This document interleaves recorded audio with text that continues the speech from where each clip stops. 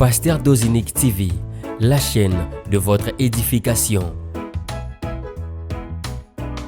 Chers internautes, veuillez vous abonner sur votre chaîne et activer les notifications pour ne rien manquer. Pasteur Dozinique TV, la chaîne de votre édification. Soyez bénis. Shalom, bien-aimés soldats de l'Église, soyez très bénis de la part de notre Seigneur, le Roi des Rois, Jésus-Christ. Ce Dieu-là que nous allons nous témoigner jusqu'à notre dernier souffle. Jésus, le Roi des Rois, Jésus, le Seigneur de Seigneurs, Jésus, le Maître de temps et de circonstances. Vous êtes très bénis, vous qui êtes fidèles à ce programme et vous qui vous joignez à nous pour la toute première fois. Merci de venir à nous et nous vous demandons de nous faire confiance parce que dans ce programme, c'est Jésus-Christ qui est honoré, élevé au plus haut point et Jésus en retour fait de merveilles. Un programme d'exhortation, d'enseignement, de prédication et d'intercession. Mois d'août, mois d'opportunité. Mois d'opportunité. Nous sommes encore dans notre toute première semaine à laquelle nous sommes en train d'introduire justement cette vision d'opportunité. Il faudra que vous vous rappeliez qu'après le tour d'Esther vient votre tour. Et si notre Dieu peut élever au travers d'un challenge, au travers d'un défi comme ce fut le cas pour Esther, sachez également qu'après le défi, il peut aussi élever au travers d'une opportunité. Je disais, sachez également qu'après le défi, notre Dieu peut aussi élever au travers d'une opportunité. Soyez très bénis. Nous revenons sur les références d'hier. Nous revenons sur nos références d'hier. Esther chapitre 3. Esther chapitre 3, les versets 1er. Esther chapitre 3, les versets 1er. Je lis au nom de Jésus-Christ. Après ces choses, le roi Assuérus fit monter au pouvoir Aman, fils d'Ammédatha, l'Agagite. Il l'éleva en dignité et plaça son siège au-dessus de tous au-dessus de ceux de tous les chefs qui étaient auprès de lui. Et nous revenons également dans Exode chapitre 17. Nous allons prendre les versets 13 jusqu'au verset 16e. Je lis au nom de Jésus-Christ, Exode 17, versets 13 à 16. L'Éternel dit à Moïse, et Josué vaincut Amalek et son peuple au tranchant de l'épée. L'Éternel dit à Moïse, écris cela dans le livre pour que le souvenir s'en conserve, et déclare à Josué que j'effacerai la mémoire d'Amalek de dessous le ciel. Moïse bâtit un autel et lui donna pour nom l'Éternel ma bannière. Verset 16e, il dit, parce que la main a été levée sur le trône de l'Éternel, il y aura guerre de l'Éternel contre Amalek de génération en génération. J'aimerais également, je les donnerai en passant, nous n'allons pas lire ça. Vous prenez également 1 Samuel chapitre 15, c'est une très belle histoire. Vous connaissez cette histoire à partir du 7e verset. Nous allons justement le survoler. Gloire soit rendue à notre Dieu. Bien-aimés, hier, nous nous sommes lancés à introduire notre mois d'opportunité. Et par la grâce de Dieu, le Seigneur a permis à ce que nous le fassions de la plus belle des manières. Et nous n'avons pas terminé. Vous le savez, ceux qui étaient là hier savent que nous n'avons pas terminé parce que le temps était avancé. Et nous avons promis de pouvoir revenir encore sur ça. J'aimerais rapidement faire la petite synthèse d'hier et me permettre d'ajouter le petit surplus, l'ajout pour ce soir, et nous allons nous mettre à prier. Nous ne sommes pas si pressés. Vous savez, quand le Seigneur donne la nourriture pour son peuple, il faut bien la préparer et bien la présenter. Et hier, nous nous sommes apaisantis sur l'origine d'Aman, d'autant plus que nous avons tous compris que cet Aman que le roi élève au chapitre 3 du livre d'Esther, au tout premier verset, on dit: après cela, le roi Assuérus éleva Mardochée, éleva Aman. Et nous sommes tous d'accord que cet Aman que le roi vient de lever doit constituer pour Mardochée une opportunité pour accéder à l'élévation, une opportunité pour pouvoir vivre l'accomplissement des promesses faites par l'Éternel. Vous comprenez? Donc, Aman, bien que terrorisant tout le monde, bien que inspirant la peur et la crainte à tout le monde, mais Aman que l'Éternel élève ici, et non, que le roi élève ici, pour l'Éternel, c'est l'Éternel qui passe par le roi Assuérus, afin que celui-ci puisse élever Aman, car l'opportunité de Mardochée était justement entre les mains d'Aman. Donc pour Mardochée, pas d'Aman, pas d'élévation, pas d'Aman, pas de progrès, pas d'Aman, pas de succès, pas d'Aman, pas d'ouverture, pas d'Aman, pas de guérison. Vous savez, Dieu peut descendre et bénir sans passer par un canal à se servir. Mais notre Dieu, très souvent, se sert toujours, si pas d'une personne, d'un événement. Ce sont des choses auxquelles nous avons commencé à aborder depuis le 31 juillet, et donc c'était depuis le lundi. Et hier, on a encore évolué un peu, et aujourd'hui on va encore essayer d'évoluer. Et puisque celui-ci est une opportunité pour Mardochée, il était donc question que nous puissions étudier l'origine de cet homme. Pourquoi seulement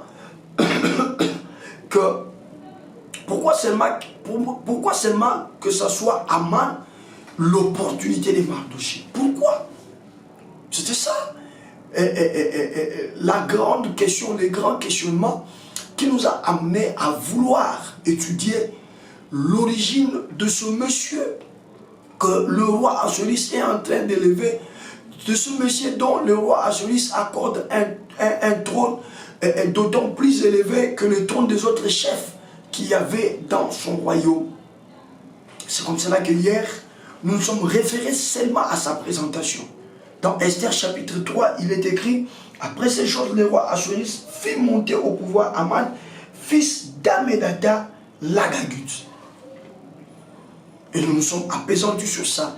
Il fallait que nous puissions étudier Ammédatha, père d'Aman, mais également lorsqu'on présente Ammédatha, on nous signale que cet Ammédatha était un Agagite. C'était un Agagite. Et c'est partant de cette référence. Parce qu'un Agagite, c'est-à-dire un Agag, c'est-à-dire quelqu'un, un Agagite c'est un chef. Un Agagite c'est un roi, mais chez les Amalécites. Au même titre qu'un pharaon chez les Égyptiens. Vous comprenez, hein? Par exemple, quand nous voyons nos bien-aimés nigérians, ils ont l'habitude d'appeler leur chef les Igwe. Voilà.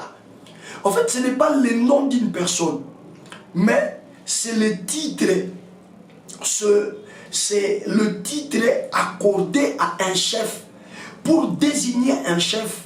Au lieu qu'on l'appelle président, au lieu qu'on l'appelle roi, au lieu qu'on l'appelle empereur, les Amalécites avaient une manière de pouvoir nommer. Ils avaient un titre, ils avaient un nom, ils avaient un qualificatif qu'ils donnaient à celui qui est chef dans le camp des Amalécites. On l'appelait un Agag.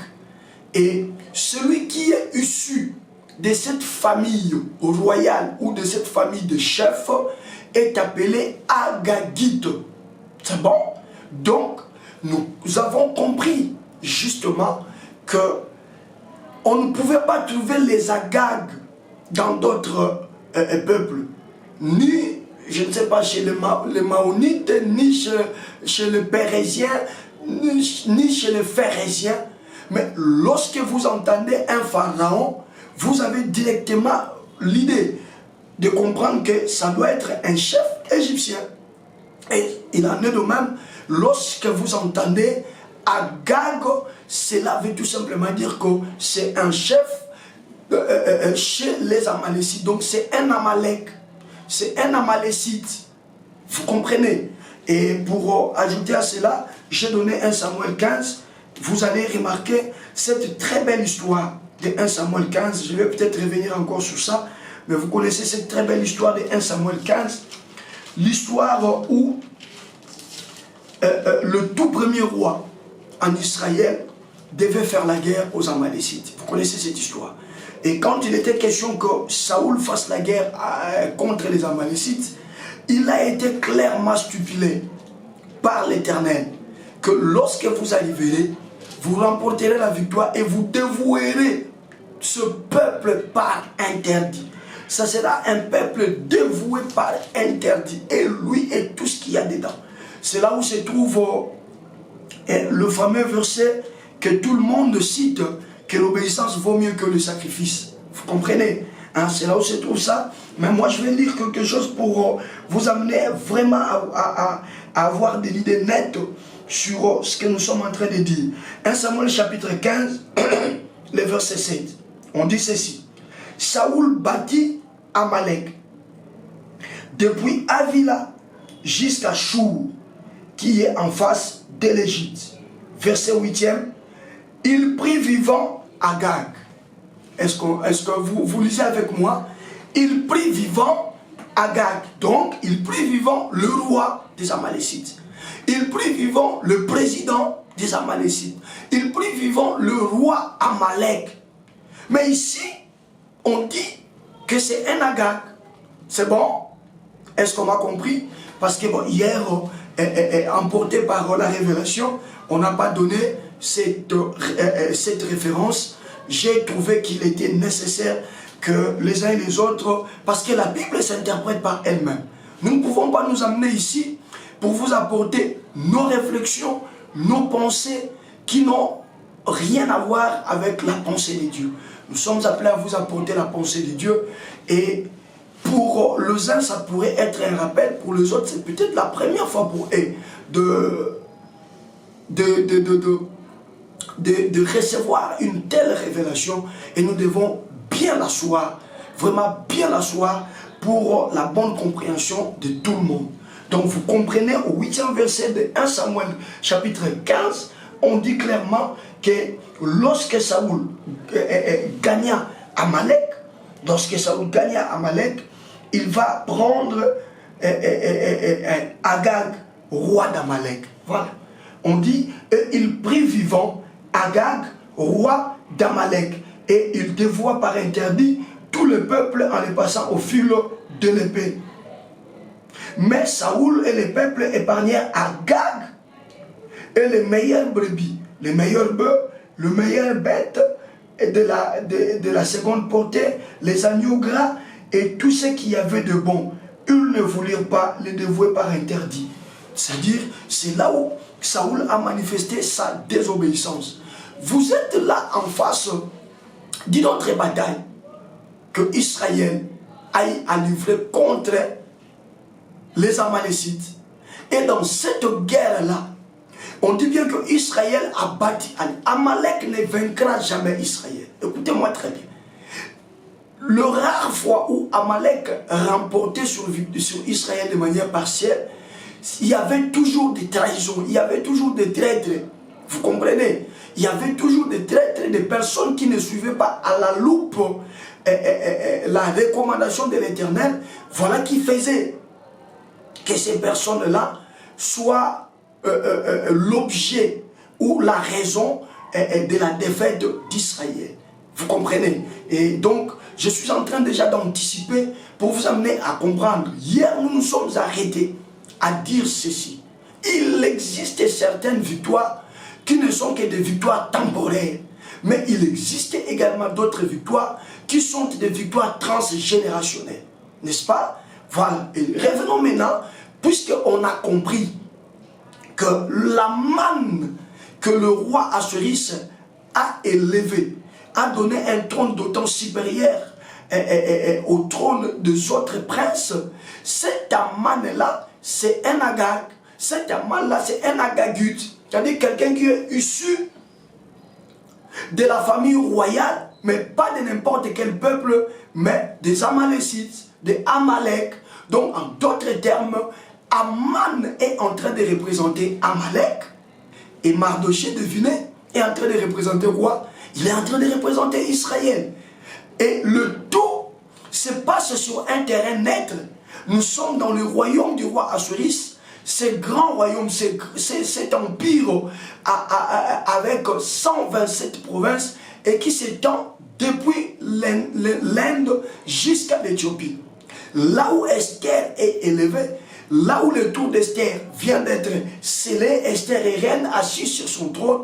Et après cela, c'est maintenant un Amalécite que Dieu va inspirer au roi Assuérus de pouvoir élever en dignité. Et celui qui monte en dignité terrorise tout le monde. Tout le monde doit les respecter, sinon les vénérer. Ça, je vais développer peut-être demain. Laissez-moi terminer mon introduction aujourd'hui parce que j'ai promis de continuer aujourd'hui. C'est une personne que tous ceux qui sont dans le palais royal et dans la ville sont appelés à pouvoir vénérer. Vous allez trouver beaucoup de choses dedans. Mais celui-là que le Seigneur élève, c'est un Amalécite. C'est un Amalek. Donc sur un terrain net, Aman est en train de représenter Amalek. Et sur le même terrain net, Mardoché est en train de représenter Israël. Alors, allons-y rapidement dans Exode chapitre 17 pour voir qu'est-ce qui a été dit entre Israël et Amalek. Et nous allons nous arrêter par là. Aujourd'hui, demain, nous allons commencer à développer. J'ai fini mon introduction. J'ai introduit les mois d'opportunité. J'ai fini mon introduction. Je suis en train d'expliquer le genre de la personne que le Seigneur utilise comme opportunité pour Mardoché. Le genre d'événement que l'Éternel utilise pour que cela nous serve d'opportunité. Est-ce que c'est bon?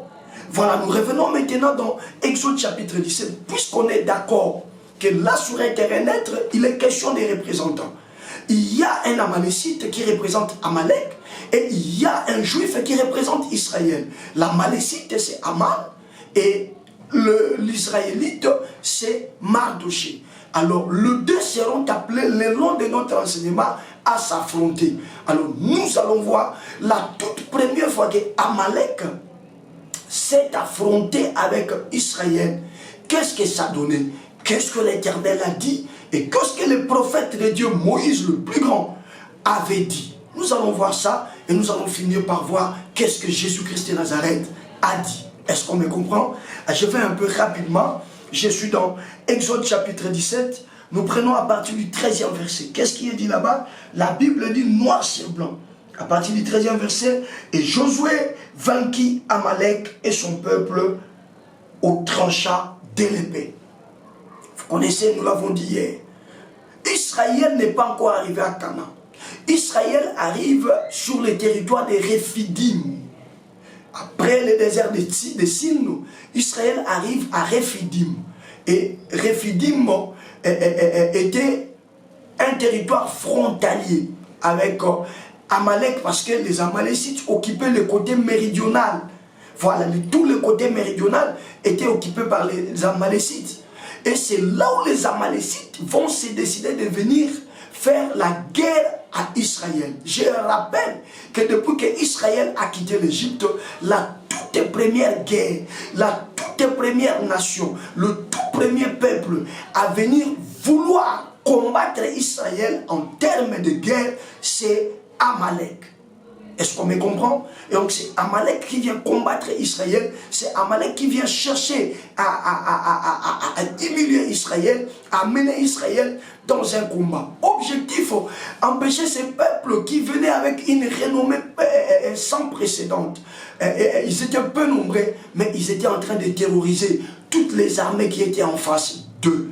Voilà qui a fait que Amalek vienne combattre Israël. Et dans ce combat, vous connaissez ce qui s'est passé. Josué est descendu sur le champ de bataille. Moïse, Aaron et Hur se sont retrouvés sur la montagne en train de prier. Vous connaissez l'acte prophétique de Moïse. Quand il est levé en ses mains, Josué remportait la victoire. Mais quand ses mains se fatiguaient, et c'est Amalek qui remportait la victoire, jusqu'à ce qu'on a pris le pierre, on est venu soutenir les mains de Moïse qui sont restées élevées et Josué a vaincu. Donc voilà, on dit c'est Josué qui a vaincu Amalek. Hier je l'ai dit. D'autres combats, on ne peut pas donner à Josué.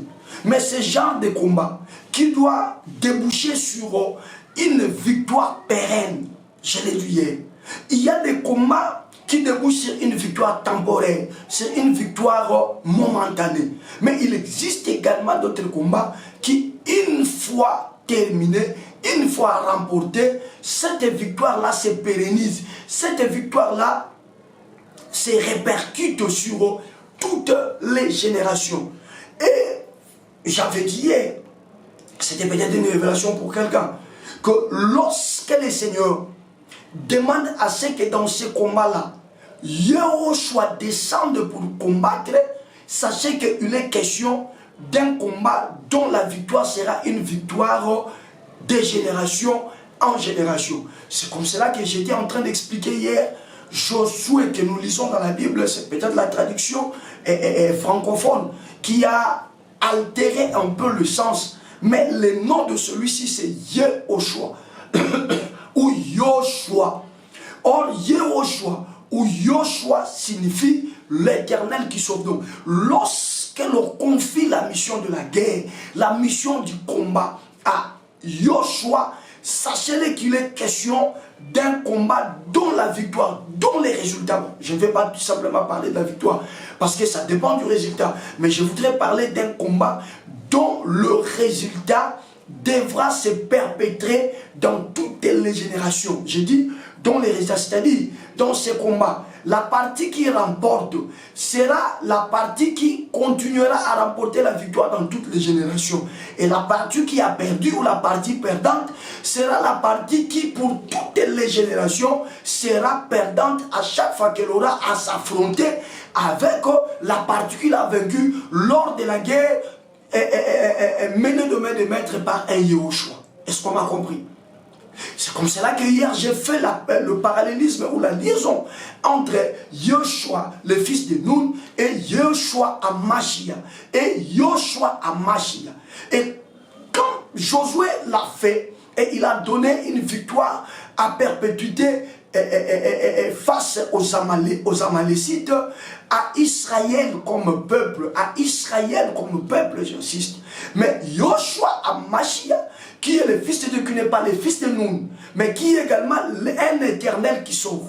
Vous comprenez? Qui est également un éternel qui sauve. Lorsque lui descend, lui ne vient pas maintenant pour le compte d'un peuple, lui ne vient pas maintenant pour le compte d'une nation, lui ne vient pas maintenant pour le compte, je ne sais pas, d'une corporation, mais lui vient pour le compte de l'humanité tout entière. Selon Jean chapitre 3 verset 16, Dieu a tant aimé le monde qu'il a donné son fils unique. Ce fils unique là, son nom c'est Yoshua Amashia, l'Éternel qui sauve. Et cette fois-là, c'est une victoire, comme je l'ai dit hier, grandeur nature. Une victoire plus que celle de Yoshua, fils de Nun. Donc, notez que lorsque dans un combat, l'Éternel emploie Yoshua à conduire les hostilités, sachez que le résultat qui sera filtré de ce combat-là sera un résultat à perpétuité. Voilà pourquoi nous sommes revenus pour étudier quand est-ce que Amalek et Israël ont commencé à se battre. Et on comprend que c'est ici dans Exode chapitre 17. Et le verset 13e précise que dans ce combat, qui devait donner soit une victoire transgénérationnelle, soit une défaite transgénérationnelle, dans ce combat, on constate que c'est Israël qui a eu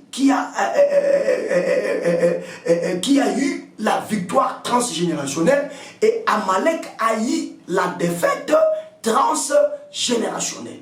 Alors au 14e verset, c'est l'Éternel, juste après avoir donné la victoire à Josué, l'Éternel s'adresse à Moïse. Qu'est-ce que l'Éternel dit à Moïse? J'ai lu au nom de Jésus le verset 14e. C'est l'Éternel maintenant qui dit à Moïse de prendre cette victoire-là, de la mentionner sur le livre de souvenirs, afin que ces souvenirs soient conservés. Ce n'est pas Moïse, j'insiste, ce n'est pas Moïse, ce n'est ni Josué, mais c'est l'Éternel lui-même qui demande à Moïse de pouvoir prendre cette victoire, de l'inscrire sur le livre de souvenirs, afin que le souvenir de cette victoire soit conservé. Et pourquoi donc on doit conserver le souvenir de cette victoire?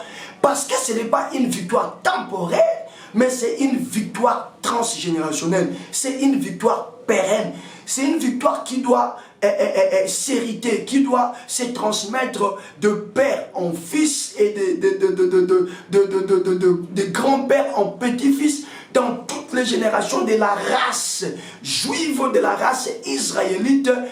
Jamais un Amalécite ne pouvait avoir de l'ascendance sur un Israélite.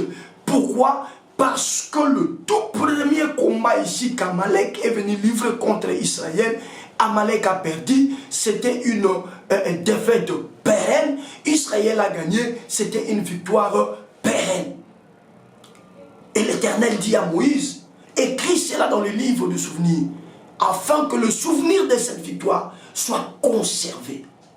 Je suis venu te dire, si le souvenir de la victoire de Josué, fils de Nun, devait être conservé et devait être pérennisé, ce soir je t'annonce que le souvenir de la victoire grandeur nature, la victoire de Jésus-Christ de Nazareth sur les diables, parce que ici il est question des représentants. Je vais vous amener d'un représentant à un autre, en tout cas le long de ces enseignements, selon que le Saint-Esprit va nous aider à pouvoir vous apporter la révélation et la parole de Dieu. Mais là nous sommes encore dans Josué et Amalek. La victoire de Josué était une victoire, c'est-à-dire, vous pouvez être juif, israélite, face israélite faible, mais il suffit seulement que vous soyez face à un Amalécite, robuste soit-il, fort soit-il, il suffit seulement que ça soit un Amalécite, malgré sa force, malgré ses capacités, l'Amalécite ne peut rien. L'Amalécite ne peut rien, j'insiste, rien contre un Israélite. Voyez-vous, il est élevé en dignité Aman, l'Amalécite, le représentant d'Amalek dans le royaume d'Assuris. Il est élevé en dignité. On parle même de son trône. On dit son trône dépassait le trône de tous les chefs qui étaient là. Voyez-vous? Mais il doit faire face à une sentinelle, à un Mardoché sentinelle. Mardoché, en principe, ne peut pas tenir tête à Aman. Mais à cause de ce qui s'est passé ici dans Exode 17, qu'est-ce qui s'est passé? Quand l'Éternel dit à Moïse de garder, de conserver le souvenir de cette victoire, Moïse va prendre la parole au verset 15e. Qu'est-ce que Moïse dit au verset 15 au verset 16? Je commence à chuter déjà. Qu'est-ce que Moïse dit au verset 15 au verset 16e? Moïse commence par bâtir un autel. Moïse commence par poser un acte prophétique afin de rendre la chose pérenne. Au verset 15e, la Bible dit clairement, au verset 15e, la Bible dit clairement que quand l'Éternel est fini de parler, Moïse bâtit là un autel qu'il nomma Jéhovah Nissi, ou l'Éternel ma bannière. l'Éternel mon drapeau. Il ne le fait pas pour son propre compte, mais il le fait pour le compte d'Israël, le peuple de Dieu. Moïse va bâtir un autel et il va nommer cet autel l'Éternel est ma bannière. Je suis venu dire à un soldat de l'église ce soir, la bannière de Moïse, c'était l'Éternel. Moïse est parti, mais l'Éternel, ma bannière, la bannière de l'Éternel n'est jamais partie. Je suis venu t'annoncer ce soir que si tu fais de l'Éternel la bannière de ta vie, si tu peux bâtir ce soir, toi aussi, un autel, afin que la victoire de Jésus-Christ, qui est une victoire pérenne, commence à manifester ses effets dans ta vie et dans ta postérité. Si tu peux le faire, tu marcheras tête haute sur la terre. Moïse comprenait le mystère du ciel. Moïse va bâtir un autel et il va appeler cet autel Jéhovah Nissi, l'Éternel est ma bannière. Et après, écoutez ce que Moïse dit. Moïse dit, il y aura guerre, 16e verset. Il y aura guerre entre Amalek et Israël de génération en génération. Voyez comment cette victoire, également cette défaite, sont en train de se pérenniser. Vous voyez comment la victoire se pérennise du côté des Juifs, des Israélites, et comment également la défaite se pérennise du côté des Amalécites ou du côté d'Amalek. C'est là ce que Moïse est en train de dire au 16e verset, veut tout simplement dire, partout où un Israélite se confrontera à un Amalécite, que l'on le veuille ou non, l'Amalécite perdra et l'Israélite gagnera. Simplement parce que Josué a remporté la victoire sur Amalek. Or, c'était l'ombre des choses à venir. Dans le Nouveau Testament, il y a également un Josué qui remporte la victoire, et une victoire grandeur nature, et un Josué également grandeur nature. C'est Jésus-Christ, le roi des rois. Là, Jésus devait s'affronter avec le diable. Et sur la croix de Golgotha, chers soldats de l'église, sur la croix de Golgotha, Jésus-Christ de Nazareth a gagné, a bâti à plate couture le diable. Il l'a humilié. La Bible dit ceci, que il les a livrés en spectacle. Il les a livrés en spectacle, en triomphant d'eux par la croix. C'est-à-dire qu'il a pris et les principautés, et les dignités, toutes les principautés, toutes les forces diaboliques, démoniaques, sorcelleriques, tous ceux qui opèrent dans ce sens-là. C'est-à-dire, en commençant par lui-même le numéro 1, le diable. Je n'ai pas trop parlé de lui. Le diable et toute sa cohorte. Jésus ne les a pas laissés libres. La Bible dit qu'en allant sur la croix, il les a pris. Il les a amenés avec lui jusqu'à la croix, afin que le combat se déroule justement là sur la croix. Oh my God, oh my God. C'est là où il y a eu combat entre Amalek et Israël. La vraie guerre, la vraie bataille, c'est celle qui s'est produite à Golgotha. C'est là plus de 2000 ans aujourd'hui. Et là, dans ce combat, la Bible dit clairement que Christ les a dépouillés. Je dis que Christ les a dépouillés. Et après les avoir dépouillés, qu'est-ce que la Bible dit? Il les a livrés publiquement en spectacle. Tellement humiliés. Lorsqu'on dépouille quelqu'un, par exemple, dans le milieu militaire, par exemple, lorsque l'on veut dépouiller quelqu'un, qu'est-ce qui se passe? Ben, si c'était un colonel, par exemple, un officier supérieur, on viendra, on commence d'abord par prendre ses galops. On commence par prendre ses galops. jusqu'à ce que la personne sera entièrement dépouillée. Et lorsqu'on présente cette personne, eh bien, la personne est livrée en spectacle. Parce que lorsqu'on les dépouille, on les dépouille également et de sa sécurité. Lorsqu'on les dépouille, on les dépouille également et de toutes les fonctions dont il jouissait. Lorsqu'on les dépouille, on les dépouille de tout. Et on vient présenter aux gens une personne entièrement dépouillée, une personne à qui l'on peut faire tout ce que l'on veut. On peut commencer à s'amuser de la personne. Voyez-vous que Samson, lorsqu'il a été dépouillé, vous savez ce qui est arrivé, non? C'est justement le même film. Ayez le même film dans votre tête pour le diable. La Bible dit, Samson a été dépouillé parce que sa force, ses galops, c'était sa chevelure. Et lorsqu'il divulgue les secrets, les Philistins sont venus. Dalida plutôt. Dalida l'a rasé. Et quand Dalida rase la tête de Samson, celui-ci va perdre toute sa force. Et quand les Philistins arrivent, ils les domptent, ils les amènent. Et quand la nouvelle arrive, les Philistins, pour démontrer que celui-ci a été dépouillé, qu'est-ce qu'ils font? Ils vont organiser une grande manifestation à laquelle ils vont amener Samson, dans laquelle ils vont amener Samson devant, afin qu'il commence à s'amuser de lui, qu'il commence à se moquer de lui, parce que ce qui faisait la force de Samson, lui a été enlevé. Vous comprenez? Parce que ce qui faisait la force de Samson, lui a été enlevé, lui a été ôté, il a été dépouillé. Et on pouvait faire de lui un sujet de raillerie, et on pouvait faire de lui un jouet. C'est ça justement dépouillé. Et la Bible dit sur la croix, Christ les a dépouillés, en commençant par le diable, jusqu'au tout dernier sorcier de votre famille qui vous fait peur là. Ils ont été dépouillés. Écrivez-moi qu'ils ont été dépouillés. Ils ont été dépouillés.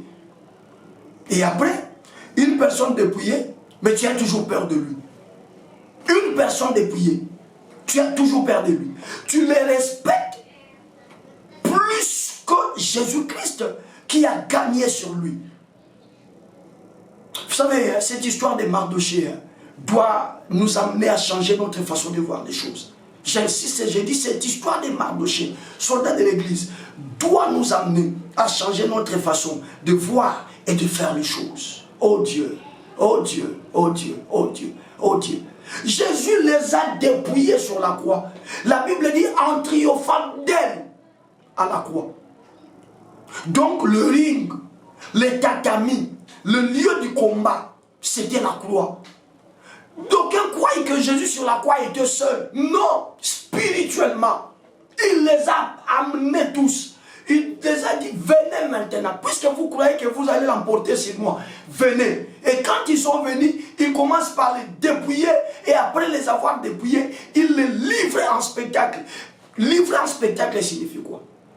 C'est-à-dire, le diable existe là, il est diable, mais il fera tout. Du fait qu'il n'a plus de fonction, du fait qu'il n'a plus rien, du fait qu'il a été dépouillé de ses capacités, ça, je le dis, vis-à-vis de ceux qui ont reçu le Seigneur. Si vous n'avez pas reçu le Seigneur, le diable n'a jamais été dépouillé pour vous.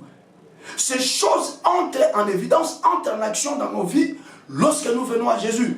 Et l'occasion faisant les larrons, je voudrais te demander si tu n'as jamais reçu Christ et que tu crois cette parole que je suis en train de t'apporter ce soir. Bien-aimé, juste à la fin, le numéro qui est là, appelle-moi, tu m'auras et je vais t'aider à recevoir Christ afin que toi aussi, tu sois dans la liste des bénéficiaires de ces choses dont je suis en train d'annoncer au nom de Jésus-Christ. Et donc pour ceux qui ont Jésus, le diable peut vous amener à gauche, à droite, devant. Gardez à l'esprit, gardez à l'idée qu'il ne peut rien vous faire. Tout ce qu'il fait là, c'est pour qu'à la fin, toi, tu puisses te réjouir. C'est pour qu'à la fin, toi, tu bénisses le Seigneur. Et donc, comme on a dit hier, ayons une nouvelle façon, une nouvelle lecture de tout ce que nous considérons devant nous comme des combats. La maladie, la honte, l'humiliation, l'échec, même la mort. Lorsque ces choses arrivent et que le Seigneur les permette, chrétiens, faites une bonne lecture de l'événement.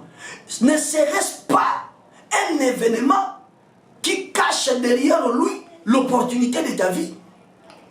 Tu risqueras d'être là en train de combattre, alors que cela ne te demande qu'une seule attitude. Et cette attitude, une fois observée, tu commenceras petitement à comprendre que l'opportunité de ta vie est là. Et une fois cette opportunité saisie, c'est fini. C'est le déclic de ta vie. C'est fini. C'est l'histoire de ta vie qui va prendre un nouvel élan. Un nouvel élan. Je suis venu dire encore une fois, bien circonscrire mon introduction. Je suis là pour te dire qu'aussi longtemps que Jésus-Christ sera avec toi, heureusement pour toi qu'il t'a promis de ne jamais te délaisser et de ne jamais t'abandonner. Même dans les moments les plus sombres de ta vie, même lorsque tu sens autour de toi tout le monde t'a délaissé, tout le monde t'a abandonné, il y a une seule présence sur laquelle tu dois te rassurer, sur la présence de Jésus. Il n'abandonne pas, il ne délaisse pas. Et je dis et j'annonce que Jésus ne te laissera pas. Même lorsque tu seras faible, même lorsque tu tomberas dans une erreur, relève-toi vite. Retiens que Christ ne t'a jamais abandonné. Ne cède pas à la ruse du diable. Quoi qu'il ne t'a pas abandonné, demande pardon, reviens sur le chemin et continue la marche jusqu'à ce que toi aussi tu l'emporteras sur Amalek. Je dis jusqu'à ce que toi aussi tu l'emporteras sur Amalek. Je vais anticiper quelque chose comme ça, on va prier. Le savez-vous que Mardochée et Aman pensait qu'il allait faire de Mardochée tout ce qu'il voulait. Aman pensait que pour Aman, Mardochée ne pesait pas. Pour Aman. Mais un jour, quand Aman revient,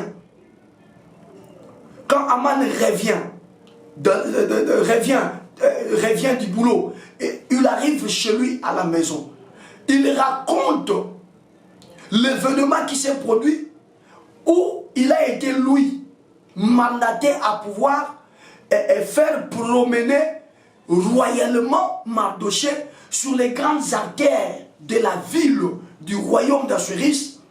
Lorsqu'il revient abattu abattu et confondu, vous savez ce que sa femme avait dit? Je reviendrai avec force détail, mais je vous donne une preuve. Lorsqu'Aman explique toutes ces choses à sa femme et à ses conseillers qui étaient là, écoutez ce que la femme d'Aman a dit. La femme d'Aman dit ceci à Aman. Il dit ceci: si c'est Mardochée devant lequel tu as commencé à tomber aujourd'hui est un juif, tu ne le gagneras jamais.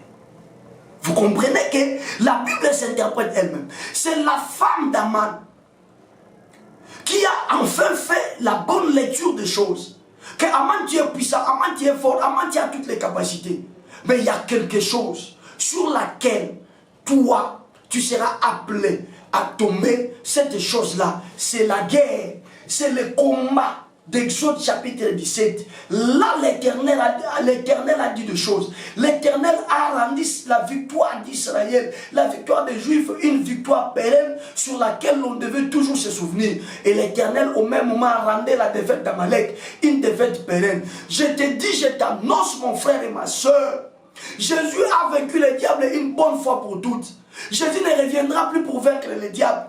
Il a vaincu une bonne fois pour toutes. Et cette victoire-là reste d'actualité jusqu'à maintenant. Tu me suis, tu es malade à cause de la victoire de Jésus-Christ, qui est plus que la victoire de Josué sur Amalek. J'ordonne à ce que la guérison t'arrive au nom de Jésus. Tu me suis, tu es dans une situation désastreuse à cause de la victoire de Jésus-Christ, qui est une victoire pérenne plus que celle de Josué sur Amalek. J'ordonne à ce que tout se précise et que tu vois une couleur au nom de Jésus. Sors de cette situation. Tu me suis, tu es devant une situation. Tu es peut-être dans une prison, dans un cachot. Au nom de Jésus-Christ de Nazareth. Si tu crois à ces choses dont nous sommes en train de parler en ce lieu, j'ordonne et je commande une libération miraculeuse sur ton dossier. Au nom de Jésus-Christ de Nazareth, je libère tes affaires, je libère ta vie. Toi qui as failli commencé à abandonner le Seigneur sous prétexte que le Seigneur ne fait rien. Reviens à la raison maintenant. Jésus c'est le véritable. La victoire de Jésus est d'actualité. La victoire de Jésus, je voulais dire, et reste d'actualité. Au nom de Jésus, Christ a vaincu. Toi, tu t'identifies à Christ. On t'appelle même chrétien. Je commande à ce qu'à partir de maintenant, ta vie prenne un nouvel élan. Que tu marches de gloire en gloire et de victoire en victoire, de succès en succès, au nom puissant, glorieux et suprême de Jésus. Est-ce qu'on peut commencer à acclamer le Seigneur? Acclamons, acclamons, acclamons, acclamons, acclamons, acclamons, acclamons royalement le Seigneur de gloire. Acclamons royalement Jésus-Christ, le roi des rois. Acclamons royalement le Seigneur de gloire.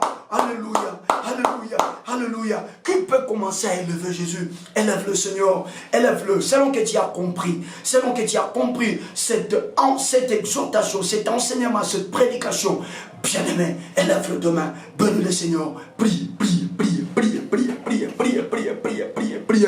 Bénis-le, bénis-le, bénis-le. Nous sommes le mercredi, notre tout dernier jour où nous prenons le temps dans l'enseignement. Demain, jeudi et vendredi, nous allons rester dans la prière, ne vous en faites pas. Priez, priez, bénis le Seigneur, bénis-le selon que tu as compris. Encore une fois cet enseignement. J'ai voulu vous amener quelques évidences aujourd'hui pour que je ne sois pas mal interprété. Et vous avez aujourd'hui compris que effectivement, dans la Bible, c'est prouvé que Aman était un Amalek. Aman était un Amalécite. Aman était un Amalécite. Vous avez également compris, je suis en train de résumer pendant que toi tu bénis le Seigneur. Ça peut t'aider, t'orienter dans ta manière de le bénir. Vous avez également compris que ce combat-là, le tout premier combat qui a eu lieu entre Amalek et Israël, c'est un combat qui a débouché sur des grandes résolutions venues de l'Éternel. L'Éternel a rendu la victoire d'Israël transgénérationnelle, c'est-à-dire une victoire qui devait traverser toutes les générations. Et l'Éternel a rendu la défaite d'Amalek transgénérationnelle, c'est-à-dire une défaite qui devait traverser également toutes les générations. À chaque fois qu'un Amalécite pouvait s'élever pour combattre un Israélite, qu'il le veuille ou non, cet Amalécite devait tomber et cet Israélite devait gagner. Et le résumé, c'est celui-là, bien-aimé. Et nous l'avons dit, que le combat de Josué, c'était juste pour un peuple, le peuple juif.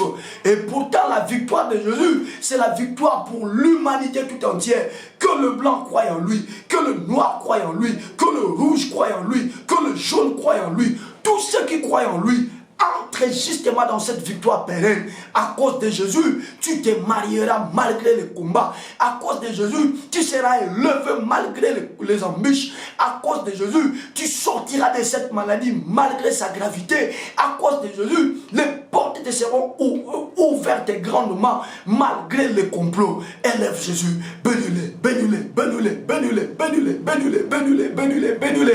Au nom de Jésus, au nom de Jésus, au nom puissant, glorieux et suprême de Jésus. Père, je te loue, je te bénis, je t'exalte, Seigneur éternel, je te célèbre, le Dieu béni éternellement, je te loue la raison de mon existence. Merci Seigneur encore une fois, parce que tu viens étoffer les choses dont nous avons commencé à parler depuis hier. Et ce soir, tu nous as encore, Seigneur, ajouté en plus. Nous comprenons la noir sur blanc que c'est un problème des représentants. C'est un problème des représentants. Cette histoire d'opportunité, il est question seulement de connaître l'identité de la personne qui s'élève pour me combattre, l'identité de la personne qui ne veut pas de moi, l'identité de la personne qui veut attenter à ma vie. Et si je comprends seulement son identité, c'est à moi de garder silence, c'est à moi de rester serein, parce qu'il y a des victoires scellées et il existe également des défaites scellées. Moi, je suis dans le camp des hommes et des femmes à qui la victoire a déjà été scellée pour toutes les générations, et tous mes ennemis sont dans le camp de ceux-là à qui la défaite pour toutes les générations est déjà scellée à chaque fois qu'il sera question de m'affronter. Père, je te loue également parce que sur la croix, ton fils Jésus, si Josué l'a fait pour Israël, mais ton fils l'a fait pour l'humanité, il l'a fait pour moi, il l'a fait pour mes bien-aimés qui sont en Europe, il l'a fait pour les chrétiens qui sont en Asie, il l'a fait pour les chrétiens qui sont en Amérique, il l'a fait pour les chrétiens qui sont en Océanie, il l'a fait pour nous. Et à cause de cela, tous ceux-là qui sont ennemis de Dieu, tous ceux-là qui ne veulent pas notre bonheur, tous ceux-là qui ne veulent pas notre paix, notre sûreté, au nom de Jésus, à cause de Jésus-Christ, à cause de cette victoire transgénérationnelle, ils sont tombés ce jour-là à Golgotha. Ils tomberont aujourd'hui. Ils tomberont aussi demain. À chaque fois qu'ils se lèveront pour faire face à un fils de Dieu, ils seront appelés à tomber. Ils seront appelés à tomber. Car il est écrit dans le livre de 1 Jean 4, verset 5, que tous ceux qui sont nés de Dieu triomphent, que tous ceux qui sont nés de Dieu triomphent, que tous ceux qui sont nés de Dieu triomphent, que tous ceux qui sont nés de Dieu triomphent. Seulement, Seigneur, que je puisse avoir le discernement de l'opportunité que cette adversité cache, et laquelle opportunité est la mienne. C'est ma question d'avoir le discernement de cette opportunité. Je te bénis encore pour l'exhortation de ce soir. Que l'honneur, la louange, la gloire reviennent à toi et à toi seul. Soldat de l'église, nous allons évoluer maintenant dans notre façon d'intercéder. Plus que 2 à 3 requêtes nous séparent de la fin de ce programme de ce soir. Tu vas maintenant élever ta voix et tu vas prier. Tu vas dire à Dieu, Seigneur, j'aimerais dans ma vie, à compter de ce soir, que toutes les formes de peur, que toutes les formes de frayeur, lorsqu'on parle du diable, lorsqu'on parle des démons, lorsqu'on parle des sorciers, lorsqu'on parle des magiciens, même quand ces derniers sont en train de faire des démonstrations, cela inspire une certaine crainte dans le cœur. Cela nous amène à perdre contrôle. Tu vas refouler cela. Tu vas les refouler. Oui, ils feront des signes, ils manifesteront des gestes terribles, mais à la fin, le problème ce n'est pas dans le commencement, le problème ce n'est pas dans leur incantation, le problème ce n'est pas dans les paroles qu'ils disent, mais le problème c'est qu'à la fin, qui a une victoire scellée et qui a une défaite scellée. Moi j'ai la victoire scellée et ont une défaite scellée. Alors pourquoi avoir peur de tout ce qu'ils vont faire comme démonstration? Tu vas élever la voix, tu chasses la peur de ton esprit, tu chasses la peur de ton âme, tu chasses la peur de tes pensées au nom de Jésus.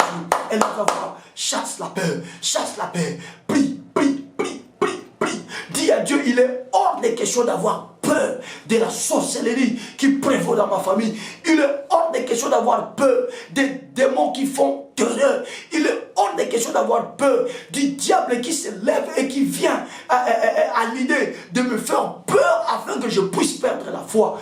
Ce temps-là vient d'être révolu ce soir. Je le refuse. Priez dans ce sens-là. Priez dans ce sens-là. Priez dans ce sens-là. Que la peur disparaisse. Que la peur disparaisse. Que la peur du diable disparaisse. Que la peur des démons disparaisse. Que la peur des sorciers disparaisse. Que la peur des agents du diable disparaisse. Au nom de Jésus. Chasse la peur de ton esprit. Chasse la peur de ton âme. Chasse la peur de ton corps. Chasse la peur de ton esprit. Chasse la peur de ton âme. Chasse la peur de ton corps. Prie, prie, prie, prie, prie, prie, prie.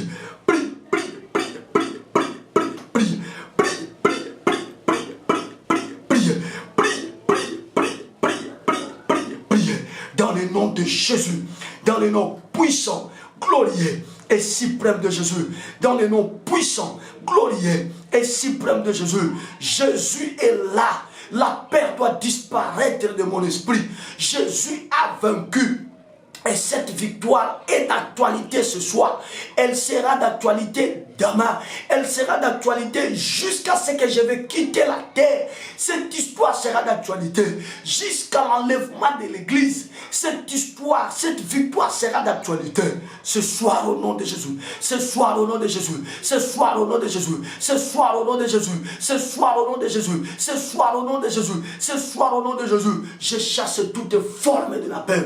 Je suis en train de chasser toutes les formes de la peur. Je suis en train de chasser toutes les formes de la peur. La peur sous toutes ses formes, la frayeur sous toutes ses formes, la crainte sous toutes ses formes. Que cela culte mon esprit, que cela libère mon âme, que cela libère mon corps. Au nom de Jésus, au nom de Jésus, au nom puissant, glorieux et suprême de Jésus. Dans l'église, tu vas maintenant élever tes deux mains.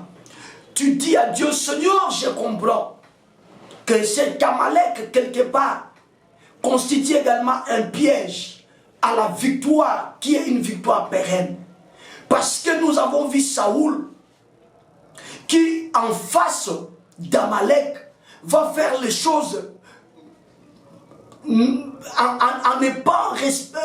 ne respectant pas à la lettre les recommandations du Seigneur. Puisqu'il était question de combattre Amalek, le Seigneur a dit que vous dévouerez toutes choses à l'interdit, et les peuples, et les rois, et les animaux, que toutes choses devaient être dévouées par interdit. Mais Saoul, emporté par la qualité de vaches, de vaches, de veaux qu'il a trouvé là-bas, par la qualité des animaux qu'il a trouvé, et Saoul va commencer à épargner, chose que le Seigneur ne lui a pas demandé. Donc quelque part, puisque les Amalécites sont appelés à tomber devant les Israélites, quelque part ça devient comme également un piège. Soldat de l'église, lève la voix. Tu vas dire à Dieu, Seigneur, Seigneur, je voudrais être obéissant à tes ordres. Je voudrais respecter les recommandations. Je sais que je suis victorieux. Je sais que le triomphe, c'est ma part. Mais permets à ce que je ne puisse pas m'amuser de ce triomphe, mais que je reste obéissant à tes ordres, obéissant, Seigneur, à ta parole, obéissant, Seigneur, à ce que tes serviteurs nous disent. Au nom de Jésus, élève la voix. Priez dans ce sens-là. Réclame l'obéissance, soldat de l'église. C'est l'avant-dernière requête. Dis à Dieu, Seigneur, les opportunités seront là. Devant moi, je vais balayer tout ce qui se présentera sur mon parcours. Mais que cela ne m'amène pas dans le triomphalisme pour que je perde de vue sur le principe sur lequel cette victoire est assise. Je voudrais rester obéissant, obéissant à ta parole, obéissant à ta parole, obéissant aux recommandations que tu me donnes au travers de tes serviteurs. Je voudrais garder cette attitude. Élève la voix, prie, élève la voix, prie, élève la voix, prie.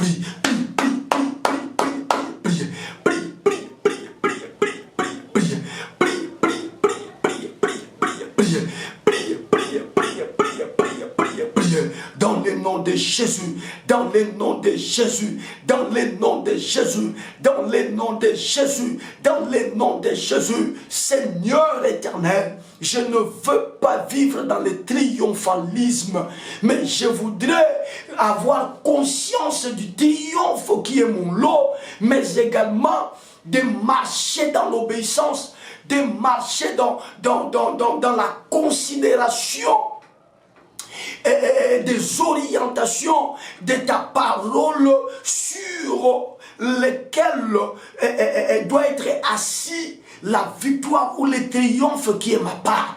Père éternel, soutiens-moi, soutiens les bien-aimés soldats de l'église, tous ceux-là qui sont avec nous, Seigneur, en ce moment à prier, que nous ne soyons pas emportés par le triomphalisme, mais que nous puissions rester sur les rails, que nous puissions rester sur les principes, que nous puissions être obéissants, Seigneur, obéissants, quel que soit le prix que cela nous coûtera. Nous voulons rester obéissants, Papa, obéissants. Nous ne voulons pas nous détourner de ta parole. Nous ne voulons pas nous détourner de la révélation que tu accordes. Nous ne voulons pas nous détourner des orientations que tu accordes. Soutiens-nous, Seigneur. Nous voulons être des hommes obéissants et nous voulons être des femmes obéissantes à ta parole, à ce que prédisent tes serviteurs, au nom puissant, glorieux et suprême de Jésus-Christ. Sois dans l'église, élève le domaine entier. Élève le domaine entier.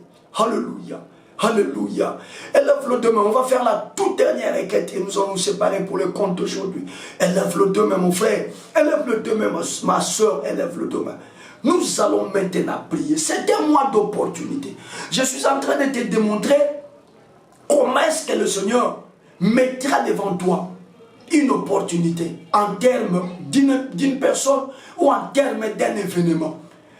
Allez, à première vue, cet événement ne sera pas si clément. Oui, ça ne sera pas si clément. Parce que déjà, le fait que c'est Aman qui soit élevé, celui-là qui s'y est élevé, vous allez comprendre au fur et à mesure que nous allons évoluer, ne sera jamais d'accord avec Aman et Mardoché. Vous allez comprendre. Ça donnera l'impression, ça donnera l'apparence d'un combat. Mais en réalité, si on fait une bonne lecture, ce n'est pas du tout un combat, parce qu'en termes de combat, je suis un victorieux. Mais c'est simplement que cela s'élève pour venir me donner mon opportunité que je dois saisir. Élève le demain. Tu vas encore prier à Dieu pour dire, Seigneur, quelle que soit la gravité, quel que soit le niveau où la chose va atteindre, fais-moi seulement grâce, ouvre-moi seulement l'œil de l'esprit pour que je détecte justement là où se trouve mon opportunité que je dois saisir et que je puisse avoir le pouvoir de saisir cette opportunité afin que tout puisse bouger dans ma vie, afin que les lignes bougent dans ma vie. Donc retiens deux choses, que le Seigneur t'aide à voir avec l'œil de l'esprit là où se trouve ton opportunité dans cet événement, dans le combat que la personne t'impose, et que le Seigneur te donne également la force et sinon le pouvoir nécessaire pour que tu saisisses ton opportunité. Voilà comment tu vas prier. Élève la voix bien-aimée, élève la voix papa, élève la voix maman. Prie, prie, prie, prie, prie, prie dans ce sens-là. Prie, prie, prie, prie, prie, prie, prie dans ce sens-là. Prie, prie, prie, prie, prie, prie, prie, prie, prie, prie. Au nom de Jésus, c'est la dernière requête, mon frère. C'est la dernière requête, ma soeur. Élève la voix, prie. Élève la voix, prie. Élève la voix, prie. Élève la voix, prie. Élève la voix, prie. Prie, prie, prie, prie, prie, prie, prie. Prie, prie, prie, prie, prie, prie, prie. Chobro sisita, la krama krutu, zunte barazi kreba, ramamema muzo troboza grenta. En dépit du fait que ça sera chaud, en dépit du fait que ça sera grave, en dépit du fait que ça va amener la panique dans les chefs de plusieurs personnes. Moi, je veux, Seigneur, que mon œil de l'esprit soit à mesure de détecter justement là où se trouve mon opportunité. Oui, même si ça va siffler de partout, même si ça va pleurer de partout, même si ça va créer de l'agitation de partout, mais permets-moi, ô Éternel, de découvrir dans cet événement, de découvrir dans cette personne le lieu où se trouve caché mon opportunité.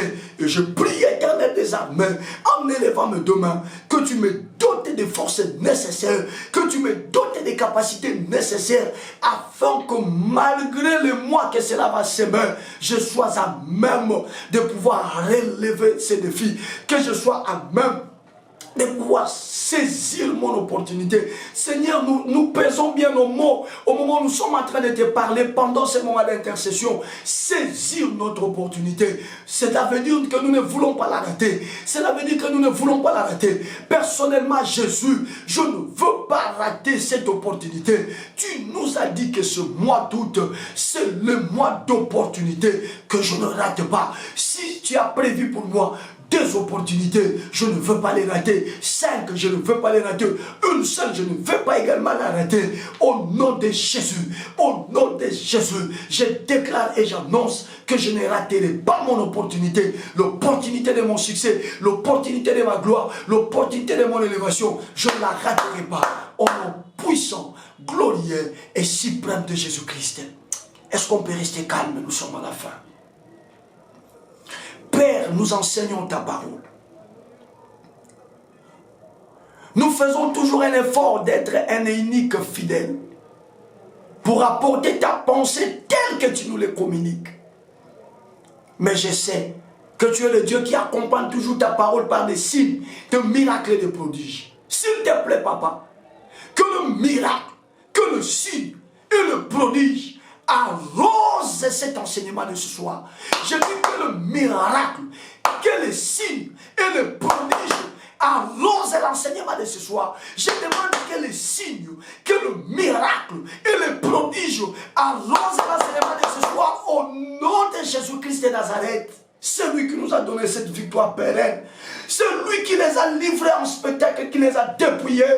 Père, que l'impossible soit possible, que les choses changent, que ce soir les malades soient guéris, que ce soir ceux qui ont des problèmes soient soulagés, que ce soir des solutions soient données, que ce soir des réponses soient accordées, que ce soir des portes s'ouvrent et que les choses soient stables dans la vie de tous ceux bien-aimés qui prient avec nous en ce moment. Au nom de Jésus-Christ, recevez votre opportunité, saisissez votre opportunité, recevez la force nécessaire pour saisir votre opportunité au nom puissant, glorieux et suprême de Jésus. Recevez la grâce de Dieu.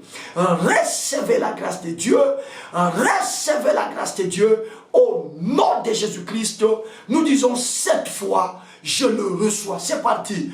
Je le reçois. Je le reçois. Je le reçois. Je le reçois. Je le reçois. Je le reçois. Je le reçois. Au nom de Jésus-Christ, nous disons Amen. Acclamons, acclamons, bien-aimés, acclamons, acclamons. Soyez très bénis, que Jésus-Christ le Saint, le Roi des Rois, notre substitut, amène ces choses à l'accomplissement, puisque vous avez mis foi à ces choses.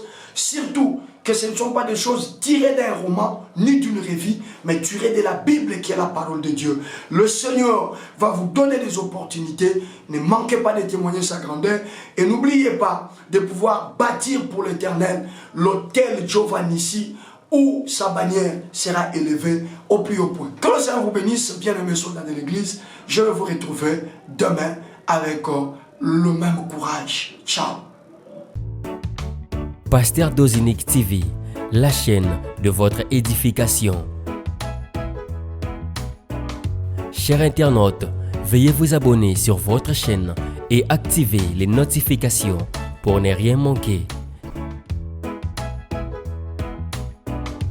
Pasteur Dozinique TV, la chaîne de votre édification.